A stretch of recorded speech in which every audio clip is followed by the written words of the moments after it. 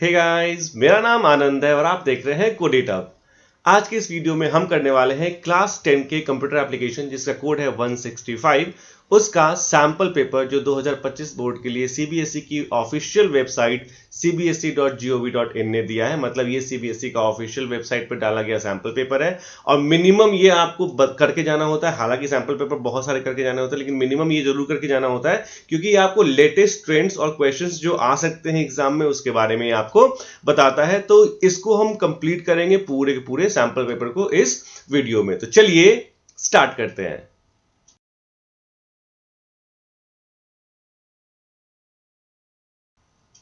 तो अगर हम बात करें कि क्या क्या बेसिकली हमारे सैंपल पेपर का कंटेंट है और आपके एग्जाम में भी बिल्कुल इसी को फॉलो करते हुए क्वेश्चंस आने वाले हैं, तो सबसे पहली बात कि सारा का जो क्वेश्चन होगा वो 50 मार्क्स का होगा और आपको जो टाइम दिया जाएगा वो होगा 2 आवर्स का, राइट।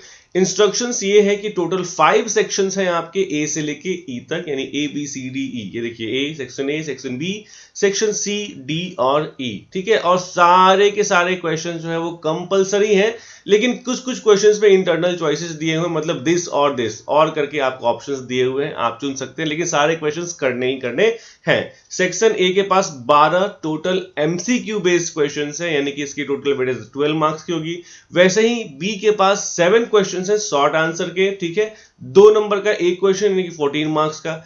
वैसे ही 4 क्वेश्चन सेक्शन सी के पास है शॉर्ट आंसर्स के, ठीक है, जो 3 मार्क का ईच क्वेश्चन होगा। वैसे ही सेक्शन डी में एक क्वेश्चन और सेक्शन ई में 2 क्वेश्चन है। सेक्शन डी में एक क्वेश्चन जो होगा वो 4 मार्क्स का होगा और सेक्शन ई का जो क्वेश्चन होगा वो भी दोनों के दोनों 4 मार्क्स के ही होंगे। तो इस तरीके से टोटल मार्किंग आपकी कितनी हो जाएगी? 50 मार्क्स की हो जाएगी।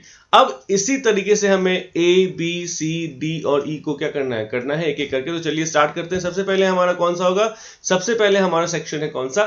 Section A. तो सेक्शन ए में मैंने आपको बताया कि सेक्शन ए में सबसे ज्यादा मतलब सारे के सारे एमसीक्यू बेस्ड क्वेश्चंस हैं। तो सोचिए अब यहाँ पे टोटल क्वेश्चन देखिए, टोटल क्वेश्चन कितने हैं? टोटल क्वेश्चन है 12, राइट। तो 12 क्वेश्चन जो है यानी कि 12 मार्क्स का वेटेज जो है वो एमसीक्यू बेस्ड है। तो आप समझ सकते हैं कि एमसीक्यू को प्रिपेयर करना कितना ज्यादा इंपॉर्टेंट है ना। बहुत ज्यादा वेटेज है इसका, 25% से ज्यादा, मतलब लगभग आप कह सकते हैं 30% के करीब में इसका वेटेज है, राइट।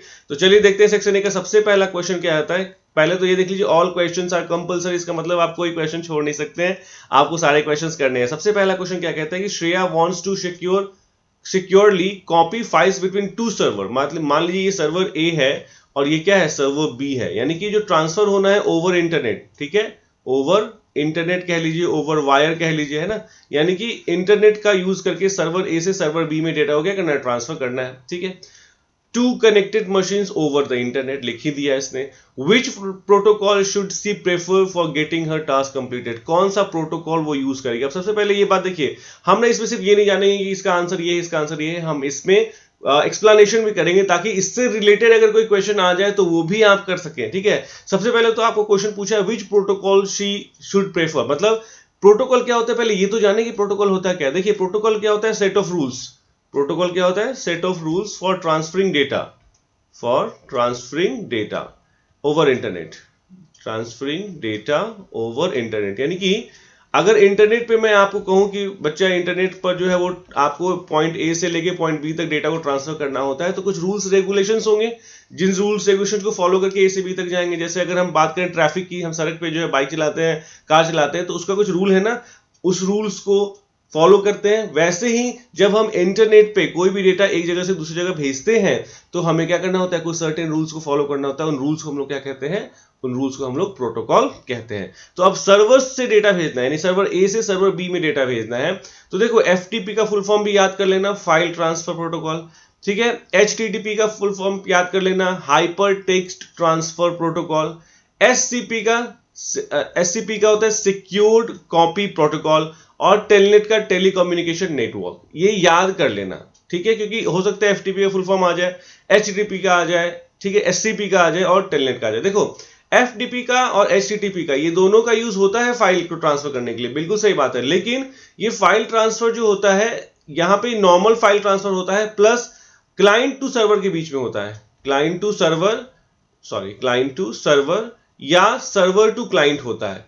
क्लाइंट सर्वर मतलब समझते हैं? जैसे मान लीजिए आपने कंप्यूटर को अपने इंटरनेट से कनेक्ट किया फेसबुक से, तो फेसबुक क्या हो गया आपका? फेसबुक एक सर्वर हो गया, ठीक है। अब अगर आप अपना प्रोफाइल खोलेंगे तो आपने रिक्वेस्ट की कि भैया मुझे अपने प्रोफाइल का डेटा दिखाओ, और ये आपको आपके प्रोफाइल का डेटा दिखा देगा।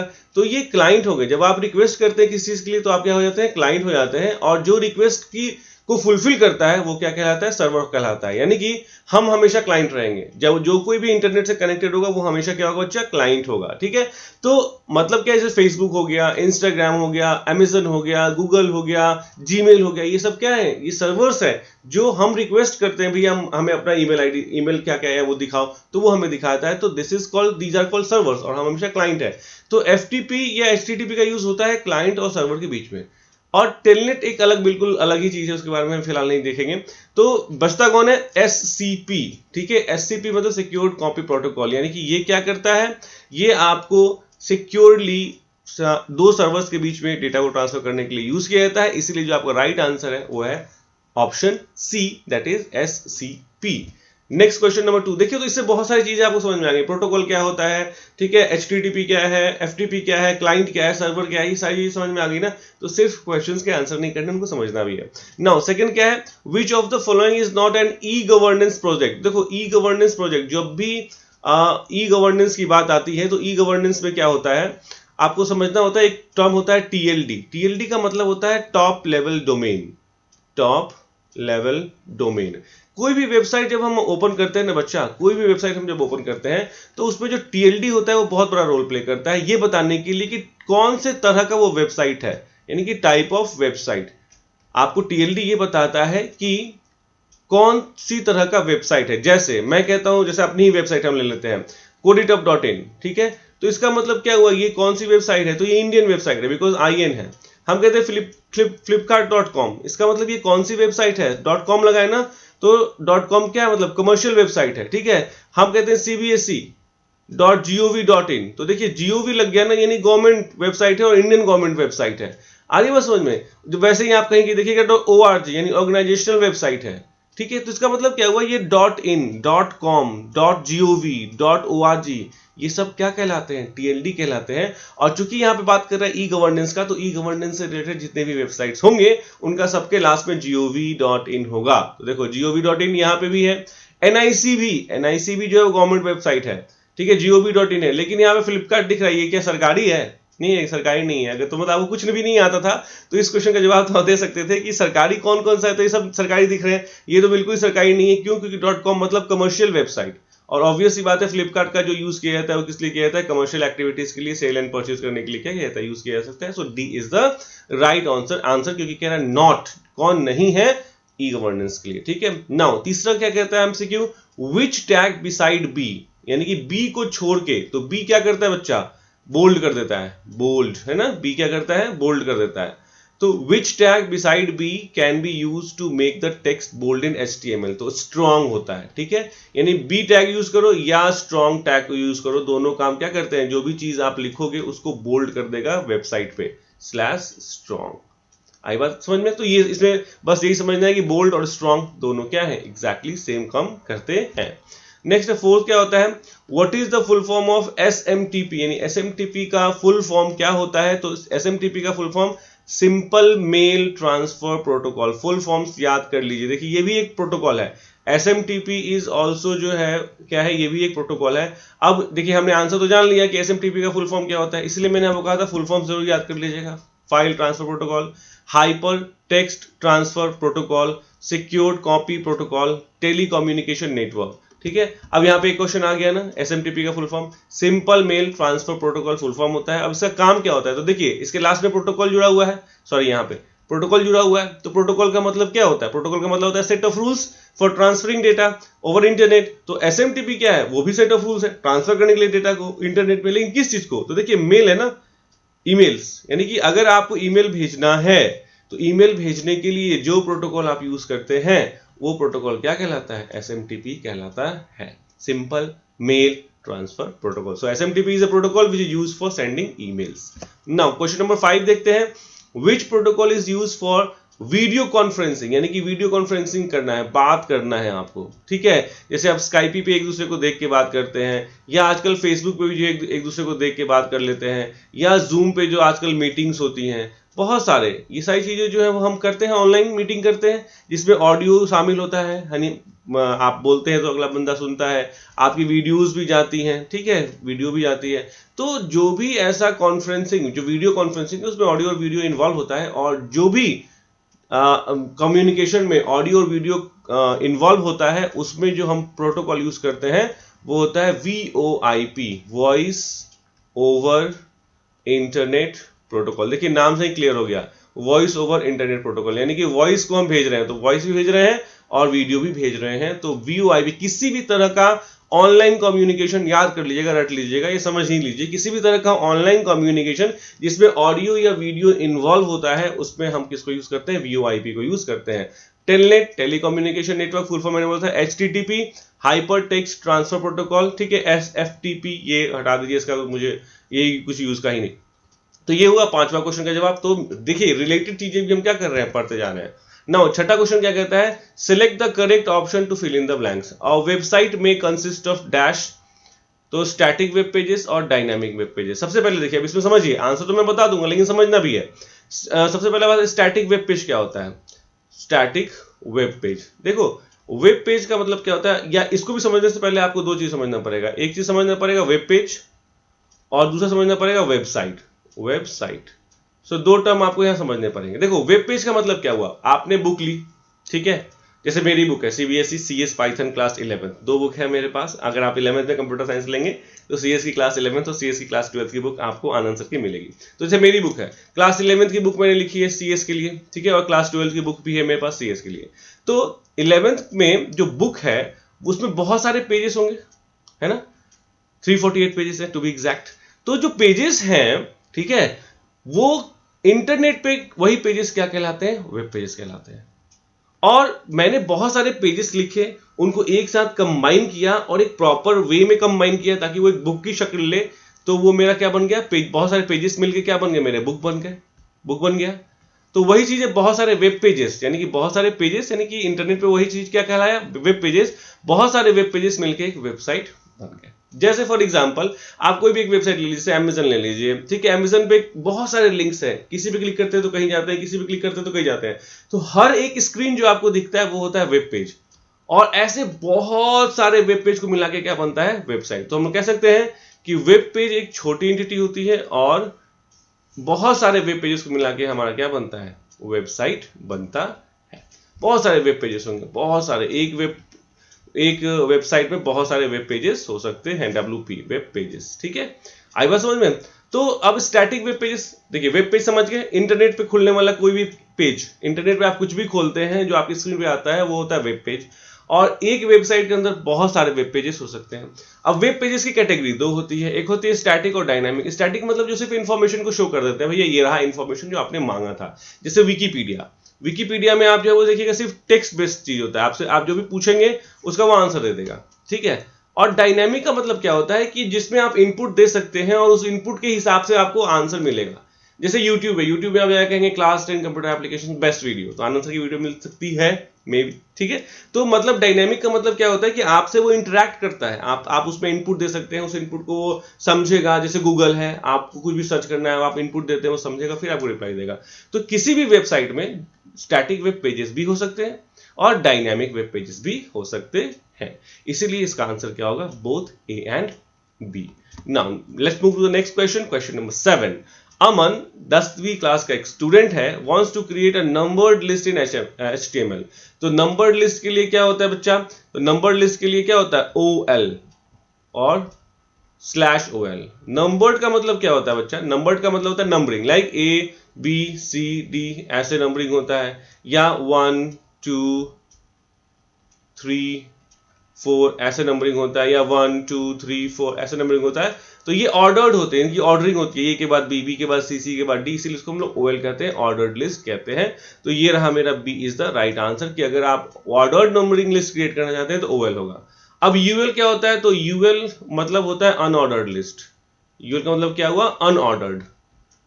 अनऑर्डर मतलब कोई ऑर्डरिंग नहीं होती है। जैसे मान लीजिए मुझे ऐसे ये बुलेट्स देने हैं, ऐसे बुलेट देने हैं, या ऐसे बुलेट्स देने हैं, ठीक है, ठीक है, या ऐसे बुलेट्स देनी है। तो इसका मतलब क्या हुआ, ये बुलेट्स जो हैं ये क्या ऑर्डरिंग बताते हैं कि पहले कौन होगा बाद में कौन होगा, 1 नंबर 2 नंबर 3 नंबर बताता है कि सबसे पहले ये है उसके बाद ये है उसके बाद ये है। इसमें क्या बताता है, तो ऑर्डर्ड के लिए OL नाम से ही क्लियर है, ऑर्डर्ड लिस्ट, UL मतलब अनऑर्डर्ड लिस्ट, ठीक है। और यही दोनों आपको बेसिकली ज्यादा पढ़ने होते हैं, तो ये दोनों आपको याद कर लेने हैं अच्छी तरह से। नेक्स्ट है क्वेश्चन नंबर 8, क्या कहता है, making a copy of your web page on a computer is known as, ठीक है। यानी कि आपको एक वेब पेज देख रहे हो, इंटरनेट खोले और उसको मन किया कि चलो भैया हम मान लो PDF कोई खुला आपने खोला और आपको मन किया कि नहीं अब हम बार बार इंटरनेट पे आके PDF को क्यों ही खोलेंगे, क्यों ना हम उसको क्या कर लें, डाउनलोड कर लें। तो डाउनलोड करने का मतलब क्या होता है कि आप इंटरनेट को रिक्वेस्ट करते हैं, यानी उस वेब पेज के लिए रिक्वेस्ट करते हैं कि भैया मुझे इसको अपने सिस्टम में ले लेना है ताकि मैं इंटरनेट से कनेक्ट नहीं भी रहूं तो भी मैं इसको यूज कर पाऊं। तो exactly that is called as what, downloading. आपने उस इंफॉर्मेशन को, उस ऑडियो को, उस वीडियो को, उस फाइल को, ठीक है, ऑडियो भी डाउनलोड कर सकते हैं, वीडियो डाउनलोड कर सकते हैं, आप PDF की फाइल्स, जो भी PDF या कोई भी फाइल्स जो होता है वो क्या कर सकते हैं, जब डाउनलोड कर लेते हैं तो बिना इंटरनेट के भी आप उसको क्या कर पाएंगे, एक्सेस कर पाएंगे। और उस प्रोसेस को अपने कंप्यूटर में, मतलब उस डॉक्यूमेंट को अपने कंप्यूटर में लेने के प्रोसेस को हम लोग क्या कहते हैं, डाउनलोडिंग कहते हैं। नेक्स्ट क्वेश्चन, क्वेश्चन नंबर 9 क्या है, Himani, a class 10 student wants to remotely access a computer far from her house. Which protocol out of the following should she prefer to access or log in remotely? देखो, एक computer यहाँ पे आपका मान लो India में है, ठीक है, IND, और एक कंप्यूटर मान लो आपका यहाँ है USA में है। अब जो है कहता है क्या कि रिमोटली, अब इंडिया से जो है वो US के कंप्यूटर को क्या करना चाहती है, यूज करना चाहती है। ये देखो सिर्फ क्या कह रहा है, wants to remotely access a computer system, computer को एक्सेस करना है। इस यहाँ पे USA में कोई कंप्यूटर रखा हुआ है, उसको इंडिया के जरिए एक्सेस करना है, तो हमें इस कंप्यूटर का कनेक्शन इस कंप्यूटर के साथ कनेक्ट करना है, ठीक है। तो उसके लिए जो हम लोग यूज करते हैं वो प्रोटोकॉल होता है टेलनेट। तो टेलनेट मतलब टेलीकम्युनिकेशन नेटवर्क, ठीक है। ये क्या करता है, व्हाट इट परफॉर्म्स, सिस्टम ए मतलब पॉइंट A और पॉइंट B, यानी दो कंप्यूटर्स को आपस में सिक्योरली कनेक्ट करने का काम करता है। FTP, फाइल ट्रांसफर प्रोटोकॉल, अगर पॉइंट A से पॉइंट B के बीच में स्पेशली फाइल को हैंडल करने के लिए बोले कि मुझे स्पेशली फाइल को ट्रांसफर करने के लिए कुछ चाहिए, तो क्या यूज करेंगे, तो हम लोग क्या यूज करते हैं, फाइल ट्रांसफर प्रोटोकॉल को यूज करते हैं। SFTP, ये तो पता ही नहीं क्या होता है मुझे, होता होगा कुछ, बहुत सारी चीजें होती है, इनफाइनाइट नंबर ऑफ चीजें होती है।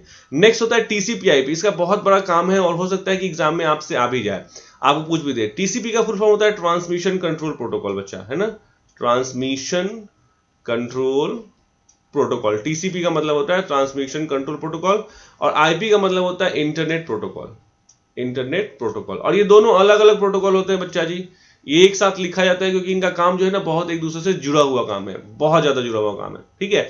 अब इन दोनों के बारे में समझ लेते हैं क्योंकि क्वेश्चन बोर्ड में इससे आ सकता है, तो दोनों को समझना जरूरी है, बहुत इंपॉर्टेंट टॉपिक है इसलिए समझा रहा हूं। समझिए, देखिए होता क्या है, आप कोई एक मैसेज मान लीजिए ये भेज रहे हैं, आपको पॉइंट A से पॉइंट B पे मैसेज भेजना है, ये यहां से यहां तक। अब ये मान लीजिए 1 GB का डेटा है या 2 GB का या 10 GB का डेटा है, तो क्या ये सारा डेटा एक साथ आप यहां से निकालिएगा और यहां पे लेके जाइएगा? यानी कि अगर मैं कहूं कि 100 किलो का कोई वजन का सामान है, आप बेचारे किसी एक आदमी को बोलिए कि तुम उठा के इस रास्ते से यहां तक जाओ, तो 100 किलो वाला उठा के ले जाना बड़ा मुश्किल होगा। वही बात है, अगर बहुत बढ़िया बॉडी बिल्डर हो तो कोई बात नहीं है, लेकिन फिर भी नॉर्मली क्या होता है, इंटरनेट पे बहुत सारे काम होते रहते हैं, बहुत सारे काम होते रहते हैं। तो होता क्या है, जब कोई फाइल्स को हम एक सिस्टम से दूसरे सिस्टम पे भेजना चाहते हैं ओवर इंटरनेट, तो उस फाइल को सबसे पहले क्या करना होता है, छोटे छोटे पैकेट्स में क्या करना होता है, डिवाइड करना होता है।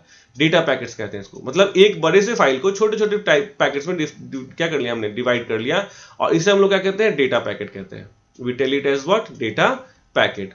और हर डेटा पैकेट पे, यानी इस पे हर डेटा पैकेट पे दो चीजें होती हैं। सबसे पहले चीज होती है कि डेस्टिनेशन IP एड्रेस, सबसे पहली चीज क्या होती है, डेस्टिनेशन का IP एड्रेस होता है, पहली चीज, ठीक है। और जो दूसरी चीज होती है वो होता है क्या, सीक्वेंसिंग। अब इसका एग्जांपल मैं आपको समझाऊं, देखिए आप कोई भी चीज डाउनलोड करते हैं, 1%, 2%, 3%, 4%, तो भैया ये परसेंटेज कैसे डिफाइन होता है, तो वही उस बड़े से डेटा को जब हम छोटे छोटे पार्ट्स में डिवाइड करते हैं, तो उसको हम लोग डेटा पैकेट्स कहते हैं। हर डेटा पैकेट के पास क्या होता है, डेस्टिनेशन का IP एड्रेस, मतलब उसको कहां जाना है। भैया मैंने इस बड़े से चीजों को तोड़ के छोटा छोटा कर दिया, मतलब 1 क्विंटल की चीज को 100 बार 1-1 किलो के 100 पैकेट्स बना दिए, तो अब एक एक पैकेट को जब देंगे कि भैया तुम इसको लेके जाओ, उसको बताएंगे ना कहां लेके जाना है, ठीक है। और उसके बाद उसकी सीक्वेंसिंग भी करेंगे, क्योंकि जब 100 किलो की चीज को हमने 1-1 किलो किया, वहां पे जाके सबको फिर समेटना होगा, है ना, और एक प्रॉपर ऑर्डर में, यहाँ तो फाइल भेज रहे हैं ना, यहाँ पे कोई चावल दाल तो नहीं भेज रहे हैं, चावल दाल तो मिक्स कर दिया, लेकिन फाइल जब वहां भेज रहे हैं तो उसकी सीक्वेंसिंग होगी। क्यों? क्योंकि भैया अच्छा एक नंबर, फिर उसके बाद उसके पीछे ज्वाइंट हो जाएगा, दूसरा नंबर उसके पीछे ज्वाइंट हो जाएगा, तीसरा नंबर, इस तरह से पूरी फाइल क्या हो जाएगी, क्रिएट हो जाएगी। तो हर डेटा पैकेट्स के पास दो चीजें होती हैं, डेस्टिनेशन का आईपी एड्रेस और सीक्वेंसिंग, जिसके बेस पे आगे चल के उसको कनेक्ट किया जाता है, आपस में जोड़ा जाता है। तो यहां पे ये काम जो करता है वो कौन करता है, टीसीपी करता है। So what TCP performs, TCP बड़े से मैसेज को छोटे छोटे डेटा पैकेट्स में कन्वर्ट कर देता है, जिस हर डेटा पैकेट्स के पास दो चीजें होती है, डेस्टिनेशन का आईपी एड्रेस और सीक्वेंसिंग। और फिर ये छोटे छोटे डेटा पैकेट्स कैसे भी करके यहां पहुंचते हैं ओवर इंटरनेट, कोई भी रूट ले सकते हैं, कहीं से भी जा सकते हैं, कैसे भी जा सकते हैं, ठीक है। तो इंटरनेट में यानी कि वायर पे वो डेटा पैकेट्स कैसे ट्रांसफर होंगे, इसकी जिम्मेदारी किसकी होती है, आईपी की होती है, इंटरनेट प्रोटोकॉल की होती है। यानी कि टीसीपी ने बड़े से मैसेज को छोटे छोटे टुकड़ों में बांट दिया, उन छोटे टुकड़ों को डेस्टिनेशन तक पहुंचाने का काम क्या होता है, किसका होता है, आईपी का। यानी आईपी एक तरह से कह सकते हैं ट्रांसपोर्टर है ना, भेजने का काम करेगा। तो अब यहां पे सारे डेटा पैकेट्स जो पहुंच गए। अब डेटा पैकेट्स तो भैया ये छोटे छोटे पैकेट्स में पहुंचे ना, ये तो हमको रियल मैसेज चाहिए था, तो फिर से यहां पे भी टीसीपी एक्टिवेट होता है। फिर क्या होता है, यहां पे भी टीसीपी एक्टिवेट होता है, और फिर इन सारे को सीक्वेंसिंग की मदद से 1 2 3 4 5 6 7 सीक्वेंसिंग मदद से फिर से एक रियल 1 GB के मैसेज में क्या कर देता है, कन्वर्ट कर देता है। तो ये देखिए कितने एक साथ काम कर रहे हैं, इसीलिए अलग अलग होने के बावजूद भी इनको हमेशा एक साथ ही लिखा जाता है, TCP/IP प्रोटोकॉल। सो ये बहुत इंपॉर्टेंट क्वेश्चन है, क्वेश्चंस एग्जाम में आ सकते हैं, इसलिए मैंने इसको समझा दिया। नेक्स्ट क्वेश्चन नंबर 10 क्या कहता है, Anshu a class 10 student is writing CSS code. CSS का full form cascading style sheet, याद रखिएगा, cascading style sheet, for making all span element bold, यानी जितने भी स्पैन एलिमेंट हैं इसके अंदर डाले जाएंगे उनको उसको बोल्ड बनाना है, ठीक है। चूज द करेक्ट कोड, तो स्पैन के लिए अगर आप स्पैन साइज जो भी स्पैन में एलिमेंट्स हैं उन सबको अगर आप बोल्ड करना चाहते हो तो उसके लिए क्या होता है, तो देखो फॉन्ट वेट होता है। जब भी आपको CSS में यूज करना है और बोल्ड करना है तो आपको क्या लिखना होगा, फॉन्ट वेट, यानी फॉन्ट कितना भारी हो, है ना। तो कितना भारी हो भैया, तो उसको इतना भारी बना दो कि वो बोल्ड दिखने लगे, right. So what is the right answer, B is the right answer. Span bracket के अंदर, कर्ली ब्रैकेट के अंदर font weight, that is what, bold. 10 question हो गया। Next 11th question, question number 11 and question number 12, दोनों question assertion and reason based है, ठीक है। और assertion and reason based question में 4 ऑप्शंस आपको होते हैं। पहला ऑप्शन होता है कि ए भी सही है और आर भी सही है। दूसरा होता है ए सही है लेकिन आर सही नहीं है, ठीक है, मतलब एक्सप्लेनेशन उसकी। तीसरा क्या होता है, ए जो है वो ट्रू है लेकिन आर फॉल्स है। और चौथा होता है ए जो है वो फॉल्स है और आर ट्रू है। देखो थोड़ा सा डिफरेंस है इसमें, असर्शन और रीजन जो है दोनों ट्रू होंगे, इसमें दोनों के दोनों ट्रू होंगे, ठीक है। सिंपली यही समझ लो, असर्शन भी ट्रू होगा और रीजन भी ट्रू होगा तो ए आंसर है। अब असर्शन और रीजन दोनों ट्रू होंगे लेकिन रीजन जो है वो करेक्ट एक्सप्लेनेशन, मतलब रीजन सही तरीके से असर्शन को जो है वो एक्सप्लेन नहीं कर रहा है, तो क्या आंसर होगा, बी होगा। बाकी यहां तो क्लियर ही है कि असर्शन ट्रू है और रीजन फॉल्स है, या असर्शन फॉल्स है तो रीजन ट्रू है। देखिए अब क्वेश्चन क्या कहता है, 11th क्वेश्चन क्या कहता है, असर्शन क्या कहता है, a set of rules used over internet is called protocol. बिल्कुल ट्रू है, मैंने बताया ना आपको अभी, यही चीज मैंने बिल्कुल बताई थी ना, ट्रू है ये। क्यों ट्रू है, क्योंकि प्रोटोकॉल का डेफिनेशन ही होता है set of rules for transferring data from one place to another place over internet, ठीक है, तो ये बिल्कुल ट्रू हो गया। रीजन क्या होता है, HTML is an example of protocol. HTML example है प्रोटोकॉल का, नहीं भैया, HTML का फुल फॉर्म होता है hyper text transfer protocol. HTML hyper text markup language. मैंने आपको ट्रांसफर प्रोटोकॉल बोल दिया था ना, वो HTTP का बोल दिया था। HTTP मतलब हाइपर टेक्स्ट ट्रांसफर प्रोटोकॉल, ये प्रोटोकॉल है। यहां हो रहा है HTML तो क्या एक स्क्रिप्टिंग लैंग्वेज है। व्हाट इज HTML, एक प्रोग्रामिंग लैंग्वेज नहीं, याद रखना, बहुत बच्चे बोलते हैं HTML is a programming language, नहीं। HTML जो है वो क्या है, वो एक स्क्रिप्टिंग लैंग्वेज, स्क्रिप्ट्स लिखते हैं हम इसमें। और HTML का फुल फॉर्म होता है हाइपर टेक्स्ट मार्कअप लैंग्वेज, ठीक है। तो ये जो है वो एक स्क्रिप्टिंग लैंग्वेज है, ये प्रोटोकॉल नहीं है, तो ये क्या हो गया, फॉल्स हो गया। यानी असर्शन ट्रू, रीजन फॉल्स। कौन सा ऑप्शन आएगा, ऑप्शन सी आप टिक लगा के आएंगे, राइट। नेक्स्ट है क्वेश्चन नंबर 12। क्वेश्चन नंबर 12 क्या कहता है, यहां देखिए ऑप्शंस वही सेम होते हैं।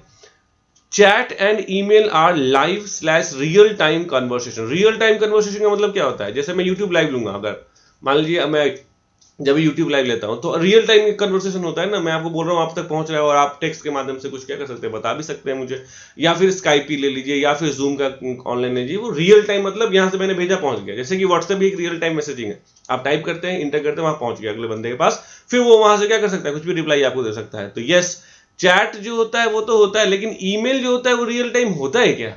नहीं। आपने ईमेल मुझे भेज दिया, अब मैं एक दिन बाद देख रहा हूँ, एक साल बाद देख रहा हूँ, 10 साल बाद देख रहा हूँ, जीवन कभी नहीं देख रहा हूँ फिर, तो ये गलत हो गया, ये फॉल्स हो गया है ना।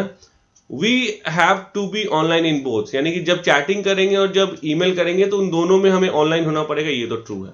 तो कौन सा ऑप्शन हो गया बच्चा बताओ? एसर्शन जो है वो फॉल्स है और रीजन जो है वो क्या है, ट्रू है, यानी कि डी क्या होगा, राइट आंसर होगा। So this was from 1 to 12 MCQ based, जिसमें से 1 to 10 एग्जैक्टली MCQ बेस्ड है, लेकिन 11 और 12 जो है वो असर्शन रीजन बेस्ड है, तो 12 लगभग आपको MCQ बेस्ड क्वेश्चंस है। तो this was the which section, this was the section A, जिसमें हमने सारे के सारे वर्क को क्या कर लिया, परफॉर्म कर लिया। सो आई होप आपको ये वीडियो, ये एक्सप्लेनेशन पसंद आई होगी। अगर आई है तो प्लीज़ लाइक, सब्सक्राइब और शेयर ज़रूर कीजिएगा। Thanks for watching the video, thanks.